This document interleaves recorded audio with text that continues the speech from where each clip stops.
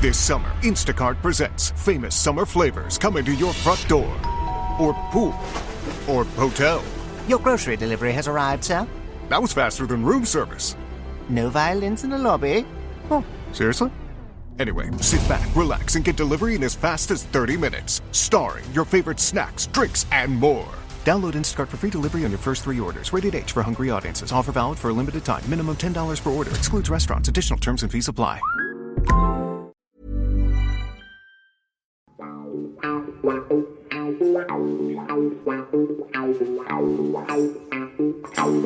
Good morning, mate. Mr. Hudson, how are you? Topic of the week again. Last week it was the sober tent, which went down very well. This week we're going to be talking about substitutes. Ronaldo refusing to go on, walk down the tunnel. We've seen and heard the fallout. What I haven't heard though, Al, is nobody has asked Ten Hag, at what moment did you ask Ronaldo to go on? If it was 3, maybe 4 minutes to go, why did you ask one of the world's greatest players to go on with a short amount of time left to play? Do you not find that insulting to Ronaldo?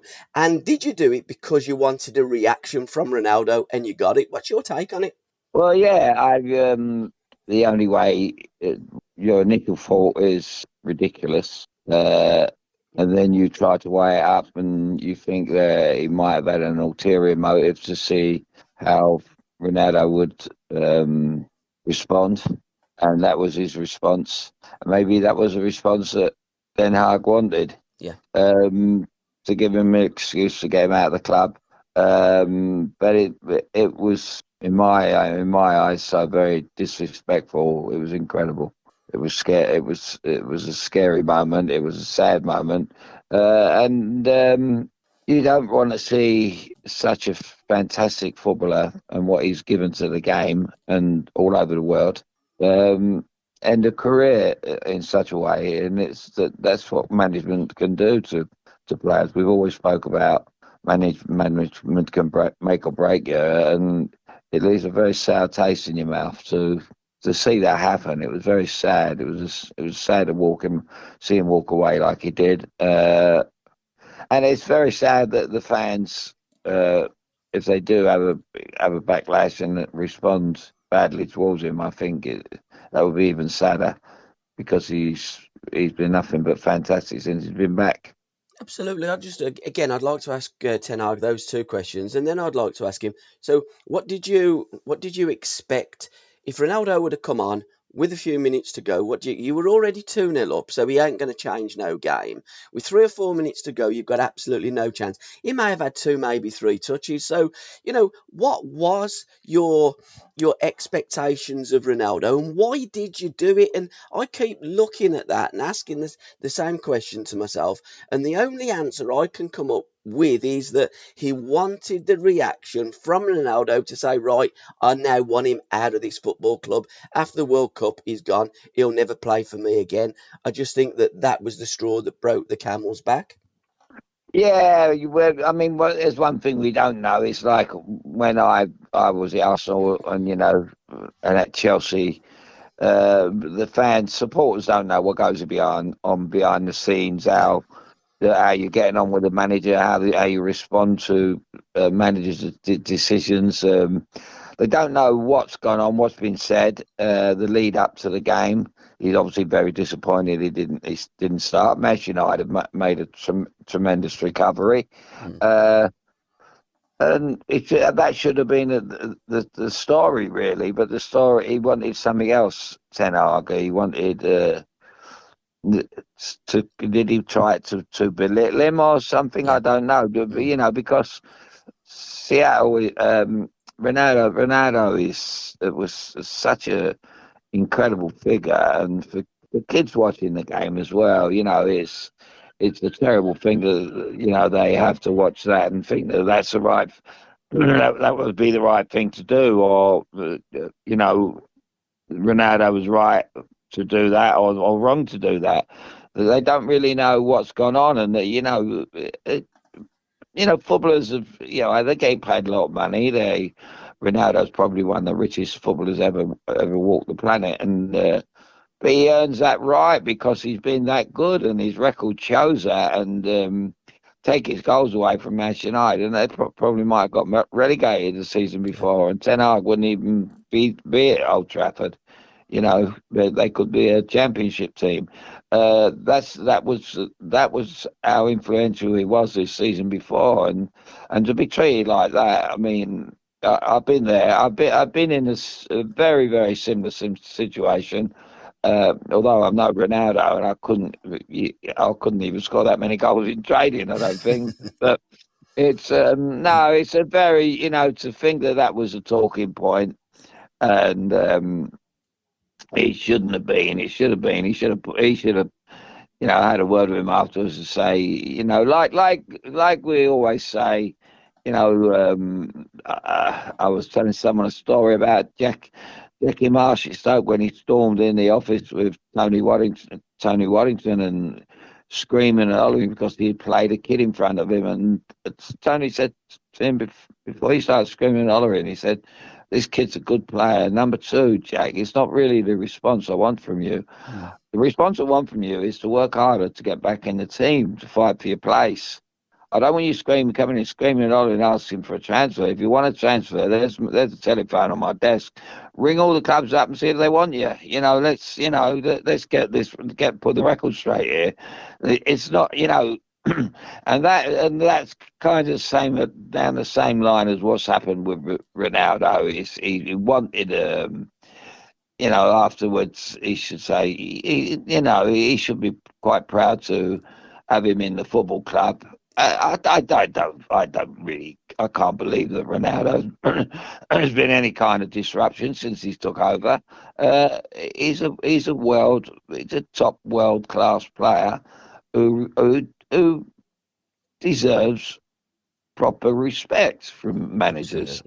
Ten Hag might go on to do great things at Manchester United, but in years to come, when he turns around and he starts talking about his experience in football, I don't think that is one that he can be very proud of. No, absolutely. One that also can't be very proud of is Terry Neill, the way that he treated you at Arsenal. And when I hear fans say, no players ever refused to go on. Okay, yours was very, very different, and you did go on. Gunter Netzer, I do want to briefly talk about Gunter after your experience as well, didn't go on in the 73, or refused to go on in the 73 German Cup final against Cologne, but did in extra time. But let's just go back to 1978 when Don was giving Terry a little bit of clout on the bench about a substitute. You take up the story, and coincidentally that song did hit the parades in July 1978 by a South African all-group band as well. Great song and a great story that you're going to tell out. Well, it was let's not forget, in 1977, 78, I was in and out the side had a bad abdominal strain, and I was struggling. And to be perfectly honest, it used to come on after about an hour, Paul, and I couldn't train properly, and I couldn't play properly. I was injured, and he made me substitute in a League Cup tie. As a quarter final at Highbury. Remember, in those days, there's only one substitute, whereas with Ronaldo the other night there was 6 or 7, or I don't know if he was the last one to go on the field. I don't even know. It wasn't really that wasn't that interesting. But there was at Highbury, if you can remember the old ground, it was a fantastic ground, and as you get to the bottom of the tunnel, there's 2 little boxes for the home and away substitute manager. You could get, let's say you could just get 4 in the little box. So there's Don Howe and Terry Neill in the front of the box, and I'm sitting in the back with a fella named Tony Donnelly, who was the kit man, the boot man, this man, that man, the everything man at Highbury. Very well respected, a lovely fella, Arsenal through and through. And he's sitting next to me behind the manager and the coach, and they'd done a great job, Arsenal. They they'd got a job up at they got a draw up at Main Road at 0-0. Pat Jennings was. I didn't go to the game. Pat Jennings got them through with the draw by putting him in one of his superlative displays. So I was named substitute for the replay on the Wednesday night. It was a very, very cold night at Highbury. And I was just sitting in the back behind the manager and the coach, and I didn't have my boots on. I had a towel wrapped around my feet, and for the first 20 minutes, after about 10 minutes, quarter of an hour, it's quite obvious that we needed to make a change. They were overrunning us in midfield. They had the likes of Asa Hartford and Steve Williams, I think, who was a very good player at Southampton, who went to Man City. He was playing well. Hartford was getting they had a lot of room on the ball. They had a lot of space. They had a lot of time, and they were just getting through too easy out back four, and our midfield was non-existent. And Don Howe was kept nudging Terry and saying, make a change. So it was obvious he was talking about bringing me on because I was the only substitute. If there had been 3 or 4 subs, you'd have gone, well, what does he mean? Name a name, you know. But it was obvious to bring me on. And then on the half-hour mark, because of the clock at Highbury, and I can remember looking up on the half-hour mark, he turned around and he said, right, Addy, you're coming on. So I looked at Tony. I said, come on, Tony, we're going in the dressing room. You're going to clean my boots and I'm going to put my feet under the hot tap. He said, Terry Neal said, what are you talking about? I said, I'm not coming on. I said, my feet are too cold. I said, I can't come on. My feet are freezing. I won't be able to feel the ball. I said, you're joking. So I got up and I walked down the tunnel, and Tony Donnelly was falling all over the place, banging into the walls down the tunnel, laughing. He said, I've never seen anything like it. Someone telling the manager you're not coming on. I said, well, Tony, that's right. I said, if they hold out till half time, I said, you're going to clean my boots and I'm going to put my feet under the hot tap. And that's what happened. Anyway, next thing you know, the doors swing open. They swing doors in the Highbury dressing room. And I was sitting on the edge of the bath and my feet were nice and warm. And Tony put the boots alongside me and he said to John Matthews, John, you're coming off. He said, Addy, you're coming on. And that was it. And the next thing you know, I've gone on, and for 45 minutes I ran the game. I said I knew exactly what to do because I played against Asa Hartford several times when he was at West Brom and things like that. And even in the youth team at Chelsea, I played against Asa. He was a good player. And I turned the game around and we won 1-0. Liam Brady scored from a penalty, I believe. I just made sure that I got on and said to the back four, just keep giving me the ball. I said, I got 45 minutes. And I just ran the game. It was the best 45 minutes in an Arsenal shirt. If I could have played like that all the time at Arsenal, I'd have no doubt stayed there. It was just a shame that the manager couldn't see that, you know. And afterwards, I remember going around the pub after, and I was sitting here. I was delighted with the way I played. At last, I really showed the Arsenal supporter that I was a good player, and because they hadn't seen nowhere near the best of me. They hadn't seen my Stoke City form or my Chelsea form. And I sat around the pub, and a few people come over and congratulated me. And the next day I went out, as I do on a Thursday, and I was going down this little afternoon club and with my friends in those days was Mick Carter. And I said, I must get a standard, an evening standard, which has the night before what's gone on in the games. And the headlines were Terry Neal pulls a masterstroke and brings Hudson on to win through to the semi-final, and it was the biggest load of baloney. And it just goes to show that the people that read papers would read that and believe it, because he had no intention of bringing me on. It was all down to Don Howe. He was the brains behind it. And but it was never mentioned afterwards or never again. I don't think even the players knew who were out there. They didn't know what was going on in the box. I just said, no, I'm not coming on. I said, you got to give me a little bit more time. I've got to warm my feet out. But I would have wondered what it would have been like. The way I look here, Paul, is I wonder if it had been in an England game and Dom Revie would have said it, and I'd have said, no, I don't think so. I said, my feet are too cold. I'm going in the dressing room and warm them up. There would have been if it had been an international, it would have been an unbelievable, you can imagine walking off at Wembley and walking down the tunnel to warm your feet up. But it was quite hilarious. It was funny, but I did the right thing because if I'd have went on with my feet freezing cold, I weren't ready. I wasn't warmed up. It was a freezing cold night. It was a stupid. He should have said to me after 20 minutes, Alan, start warming up. Yeah, You could be absolutely. coming on. Not just instantly change your mind because Don Howe kept ribbing him.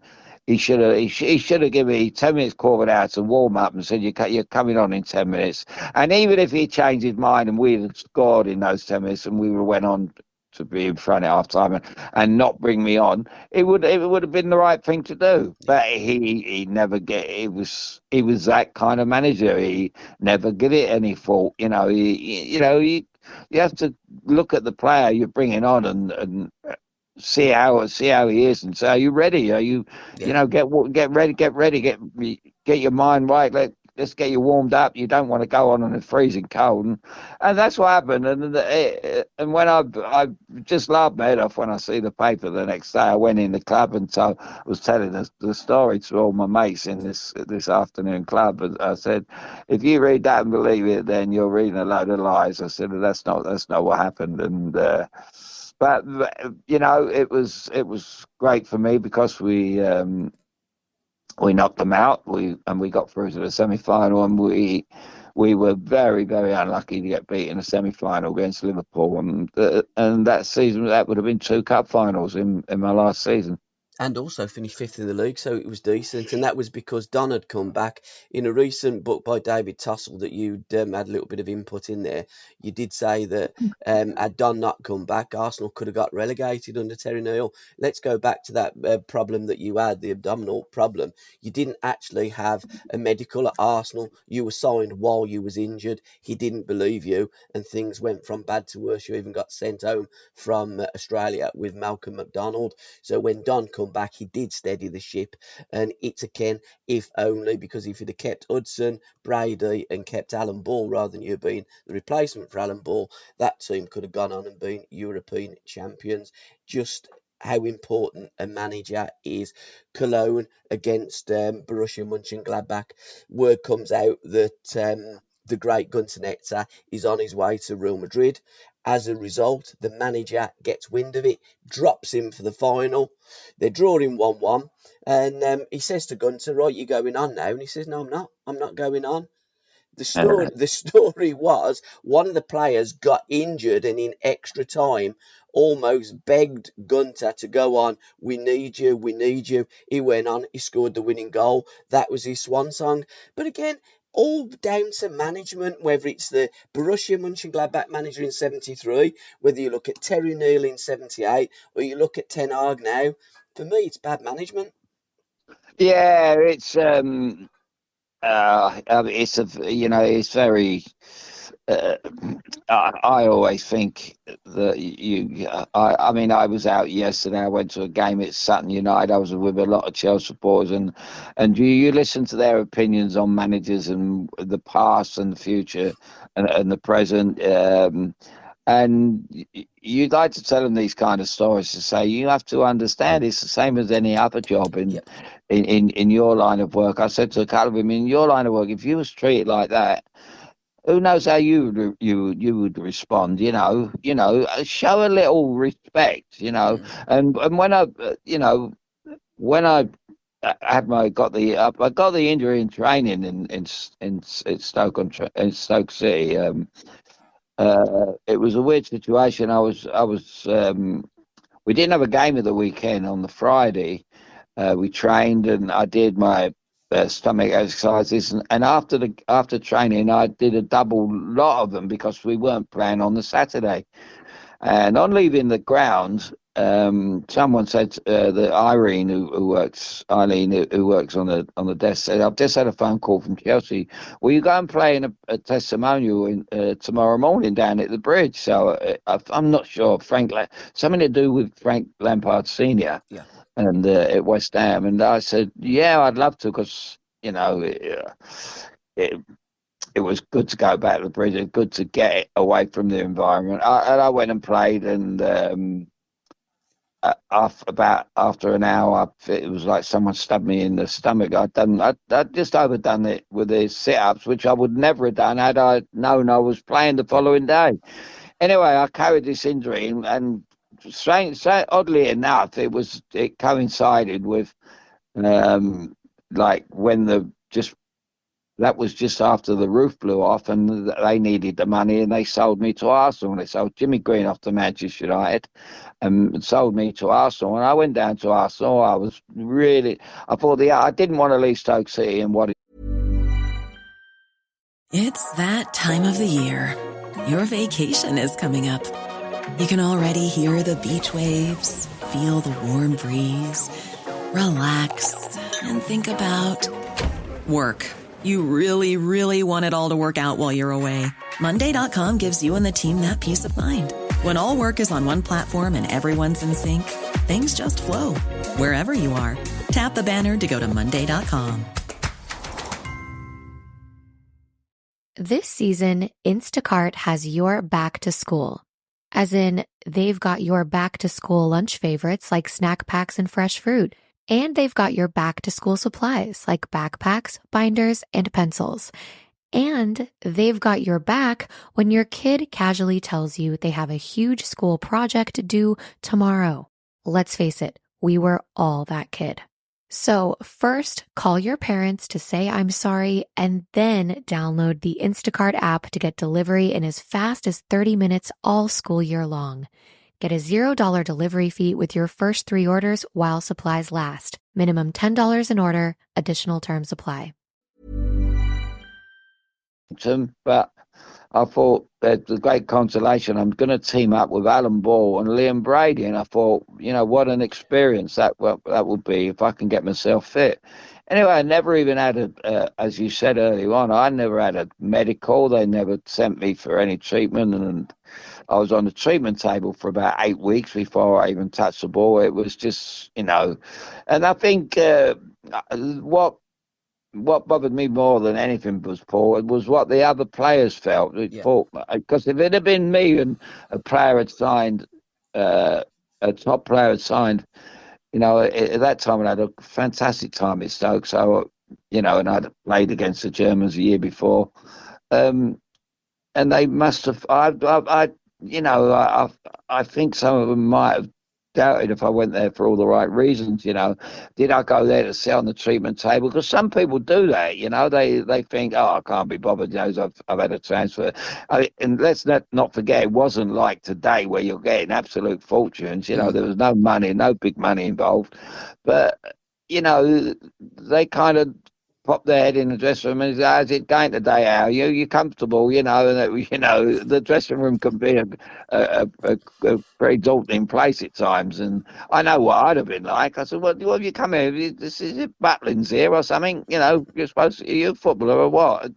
But that was all down to bad management and not allowing me to get fit, or sending me away or even sending me away on holiday for a month and say, don't do nothing, because that's what happened in the end. When I did walk out on Arsenal in the end, it was only through walking out on Arsenal and resting for a month before I started training again that I got rid of the injury. So I needed rest. Instead of keep training every other day to see if I was fit, I was just making it worse. So it was bad. It was bad management. And they even got me to go to the club doctor, and he kind of treated me like he was a psychiatrist. He was trying to get inside my head to say, is this all in your mind? And I was insulted by it, and it made things worse. And it come to a head, and I just walked out, and I never came back again. I was the only person ever to walk out of Arsenal. And he used to call me up and say, when you coming back? I said, I'm not coming back while you're manager. I said, I don't know what you're going to do about it. But I refuse to come back. I says, I need to get my injury. I'm going to start playing again when I'm injury free. I said, I'm not going to have you mess me about. And that was the way it went on. And that was 1978. And in the 90s, when I went back, I moved over to East London. And then I had the car accident. I was in hospital. Terry Neal had a sports bar, which was literally a 5-minute walk, or for me in my wheelchair. I was in a wheelchair at the time. I used to go in his bar in the wheelchair, and we would talk about old times, Still and injured. it was funny. It was real funny, and he would introduce me to people and this, that, and I said, no, and I thought, if only you knew what a fraud this is, and that's where he ended up running a bar. In those days, managers were there for life. He'd had two of the top jobs in the game. He had a job at Tottenham and he had a job at Arsenal. Were two of the top jobs in the world at that time, because they were as bigger clubs then as they are now, So, again, we always finish off with management, don't we? Yeah. But that being our last word. But today we won't finish off with management because it just come to my attention while I was waiting for my coffee. This was the day that Matthew Harding died. Yes. Yeah. And that was a very sad day. I'm very good friends with his best friend at the moment, and he tells me some wonderful stories about him. I had lunch with Matthew 10 days before his helicopter went down, and it still deeply saddens me, And it's especially with Chelsea playing yesterday. Matthew would have been there yesterday. He'd have been in charge of the club, but make no mistake, any Chelsea supporter, Chelsea had Matthew taken over, which he would have done in time. Chelsea would have been bigger, if not bigger, than what they are now. And the success they've had, they would have had just as much success, if not more. But he would have kept the club the way it was when he supported it, a family club. Again, and that's what's lacking, because I heard so many disturbing rumours at the table yesterday from Chelsea supporters about how the club's changed over the years and how they miss people like Matthew, and not knowing that today was the day. It was on a Monday, actually, wasn't it, when it happened, after a match at Bolton, I think, when the helicopter come down. And I put the news on Tuesday morning, 6:00 a.m. and see the remains of the helicopter scattered all over the floor, and the news reporter said, I just believe that this is Chelsea directors. It's got to be, because there's programs, Chelsea and Bolton programs from last night. And I remember waking my wife up, and I said, I got some real bad news. I said, I think that Matthew's in that helicopter, because it wouldn't be Ken Bates. Yeah. It could only happen to Matthew and not Bates. And it was a really, really sad day. And one of the strangest things is I could have been on it with him, because 10 days before he could easily said to me, how do you fancy? I had several phone calls from people saying to see if I was okay, because they knew I'd had lunch with him. Wow. And one of those was Paul Miller. Right. Maxie called me because he knew Matthew, and people thought he might have been on there. And it was one of those really sad days, and nobody mentions the other people that died along with Matthew. I think there was 3 or 4, but I just still to this day can't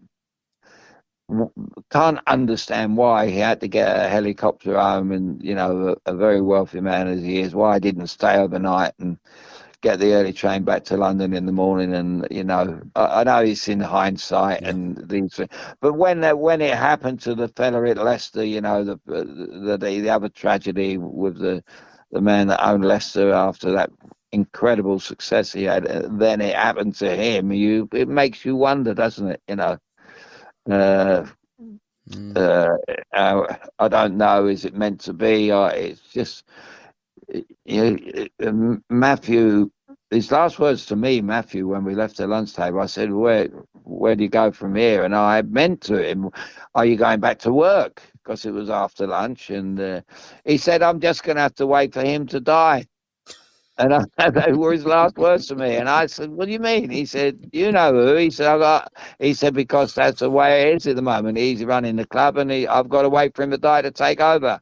And lo and behold, he went down and it's unbelievable. If it was in a film script, it would be, you'd say, look, that's pushing it a bit far, Terrible, tragic, and fans don't really understand the importance, A, of a manager, B, of the owner. Yeah, of course, you need 11 players that can play football and, can do what the manager wants them to do, but that manager can make or break you, and we've always maintained that on every podcast that we've done. Now, the most important person in a football club is the manager, and if you haven't got good management, then it all falls down, and that comes from Well, the top. absolutely. I mean, I think the greatest example. I was got on the train yesterday. As I said, I went to Sutton, and I was sitting with a lady, and she was very well-to-do lady, very well dressed, and we were got on at Wimbledon to go to Sutton, and she was telling me that she was a Fulham supporter, and I went, "Oh, that's strange." I said, "Because I was as a kid," and we were talking about a manager, and I said, "At last, they've had so many bad managers at Fulham." Mm. I said, "At last, you've got the right man to do the job." And he's this new manager. He's turned the whole club around, the way they play, um, even to the extent of getting Steve Gerrard a sack. Yeah. He was that far advanced of Steve in management terms. They just smashed Villa the other night, and it was, and again, it was all down to management. It was that was the game plan. Fulham come out of traps and said, don't," because Villa played very well on the previous Saturday against Chelsea and should have beat Yeah. Chelsea had it not been for the Chelsea goalkeeper. Mm. So Villa were kind of, if we can turn his performance into goals, he would still be in a job. But the Fulham manager went about it and thought, well, he's under pressure. He'll be a little bit nervous. The players will be a little bit nervy. They need the points badly. Let's not let them settle. And it was great management. I thought fantastic management from the Fulham manager. And he took over from Scott Parker. Scott Parker couldn't have played like that. Scott Parker was a manager who was always a little bit like Terry Neal. Pass it backwards. Don't take any chances going forward. This fella gets his players to. They're courageous. They go forward. They try and score goals. That's why Mitrovic all of a sudden is now a Premier League player because of the management. 100%. Whereas the last time around, he scored about 2 goals in the entire season because Fulham was so negative. And if you got a goal scorer, it's like Malcolm McDonald at Arsenal. He wouldn't have scored all them goals if we played in a negative way. Osgood at Chelsea, he wouldn't have scored all them goals if Chelsea played negative, because we had players that could create things, and we were great going forward and creating chances.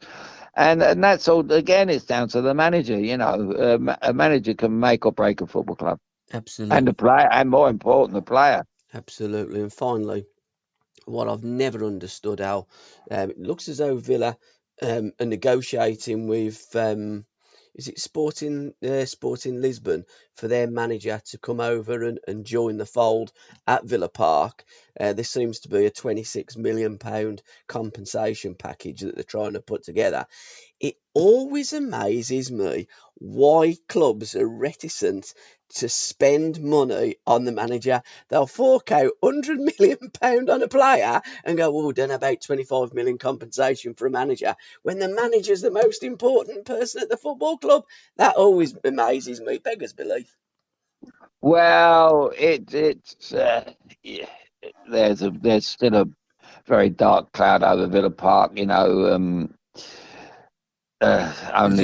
a dark cloud over Birmingham, mate. It's pissed down all night, let me tell you. There was a dark. I lived up the road, obviously, in the potteries of the chimney pots and the smoke and everything else. But there was never a dark cloud with Waddington. There was no doom and gloom, and it was a delight to play for such a manager. Yeah. Where this dark cloud at Villa is one that they just don't know what they're doing. They just don't know the right man for the job. I mean, Villa, before they sold Jack Grealish, looked like they were a team that were going somewhere. And now they sold Grealish. I'm not saying that he would have made them a better team. This is something we don't know. Yeah. He's kind of not been as good a player at Manchester City as he was at Villa because he was a focal point of their team. And he should have been in the England team, as we've spoke about before. Yep. So they kind of they're in the middle of nowhere at the moment. Aston Villa, you know, Danny Ings and the kid from Brentford. I like him, Ollie Watkins. In a good side, he'd be a good player. But it's all about management, and it's all about getting players to create chances for them. And I'm afraid, you know, it was such a. I mean, I don't know where he goes from here, Steve Gerrard. I mean, that was a big job for him, and one that I thought, you know, this club can be big again. And let's not forget, it's my friend Don Shanks. It's his boss.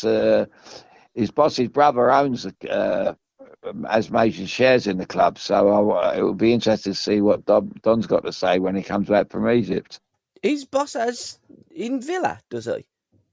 He's Don's boss, who he drove for 10 years. Yeah. He's Egyptian. Yeah. He's an Egyptian businessman. I went over to with Don last year. He owns big property over there. He owns the great big hotel over there.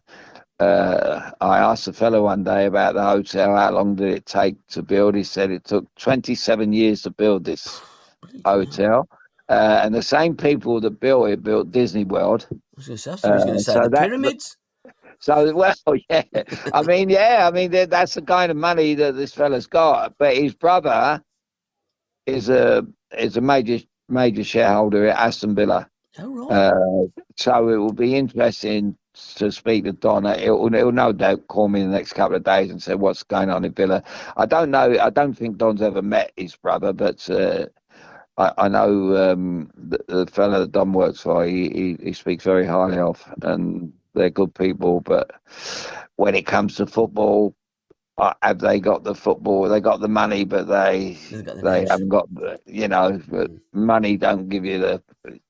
It doesn't mean that you know anything about the game. How many times we've seen people buy clubs and don't know what they're doing? Absolutely, football is littered with them. But again, finally, great to see Frank doing well at Everton. I just watched the clips on Match of the Day, and two of the Everton goals. It looks as though he's got Everton playing like Brazil. Well done, Super Frank. Well, it's a matter of time with Frank. It was a very. I think it was. He took the wrong job. I think he should have. Yes. I bumped into Frank not long before he took the job in a pub down the King's Road, and we chatted. And it was kind of about 3 or 4 days after he turned down the Newcastle job, and he said to me, "Oh, it's too far to go out." And I went, "Not when you got an aeroplane, Frank. It's not." And he laughs.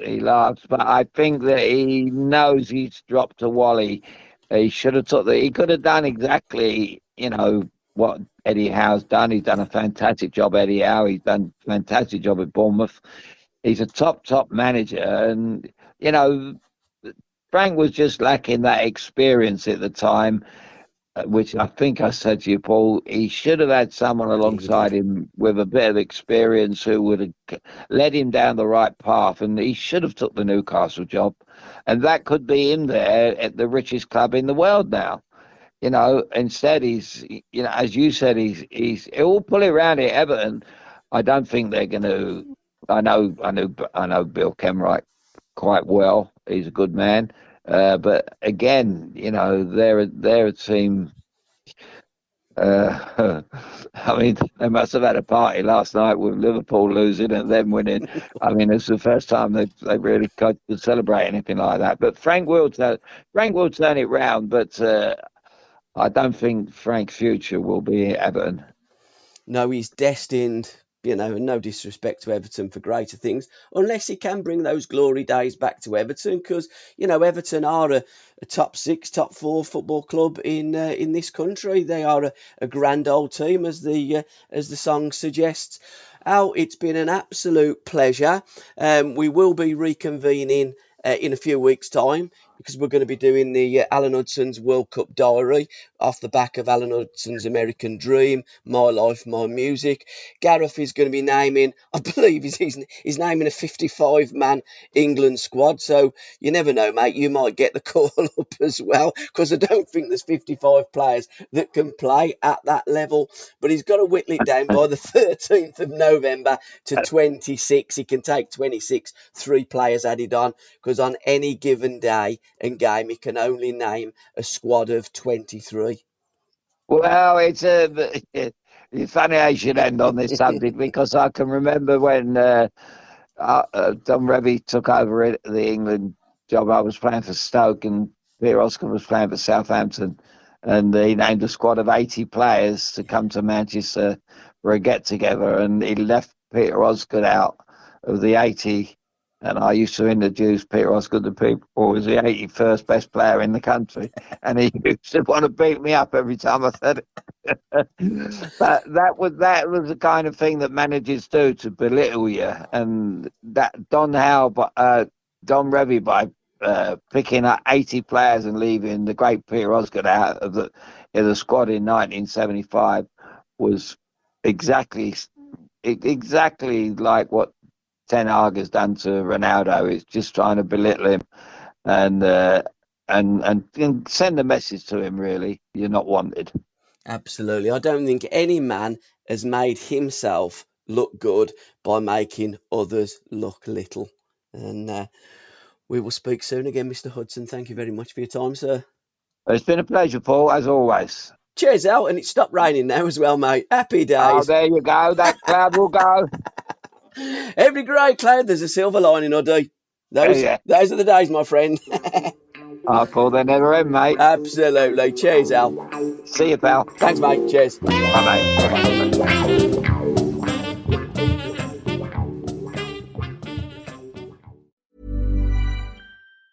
Hey, it's Danny Pellegrino from Everything Iconic. Ready to upgrade your style game without blowing your budget? Check out Quince. They've got all the good stuff, shirts and polos, activewear, and fine leather goods, all at 50 to 80% less than other high-end brands. And the best part? They're all about safe, ethical, and responsible manufacturing. Get that luxury vibe without the luxury price tag. Hit up quince.com/upgrade for free shipping and 365-day returns on your next order. That's quince.com/upgrade.